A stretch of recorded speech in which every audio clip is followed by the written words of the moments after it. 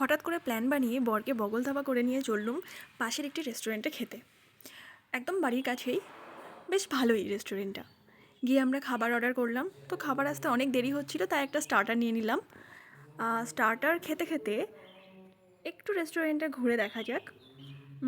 রেস্টুরেন্টটা কিন্তু বেশ ভালোই ওয়েল ডেকোরেটেড, খুব বেশি একটা বড় না হলেও ঠিকঠাক, বেশ ভালোই লোকজন ছিল তখন। আর এদিকে আমরা আমাদের স্টার্টারটা উপভোগ করছি। সুইট বেবি কর্ন টাইপের কিছু একটা নাম ছিল স্যুপটার। এরপর হঠাৎ করে চোখে পড়ে গেল একটা লবণদানি, যেটাতে লবণ থাকে, কিন্তু একটা আশ্চর্যের বিষয় হলো এটার মধ্যে আবার চাল টাইপের কিছু একটা রাখা ছিল, কেন বুঝলাম না।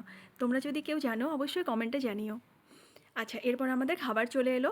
আমরা অর্ডার করেছিলাম বাটার নান আর বাটার চিকেন মশলা। তো খাবারটা কিন্তু দুর্দান্ত ছিল, কিন্তু যাই হোক খাবারের পরিমাণ কিন্তু অনেকটা ছিল। যাই হোক, খেতে খেতে আবার শুরু হলো একটুখানি WPL দেখা। আমাদের সামনেই যে টিভি রাখা ছিল সেখানে ওমেন প্রিমিয়ার লিগ চলছিল। তো খেতে খেতে যা হয়, অর্ধেক খাওয়ার পর আর আমার পেটে ঢুকলো না, পেটের জায়গা ফুল। তো চালান করা হলো বরের প্লেটে। বর তো প্রথমে রেগে মেগে খুব রেগে গেল একদম, কিন্তু যাই হোক অগত্যা, কী আর করবে। রেস্টুরেন্টের খাবারগুলো কিন্তু বেশ ভালোই। খাবার শেষ করে আমরা বেরিয়ে পড়লাম আমাদের বাড়ির উদ্দেশ্যে।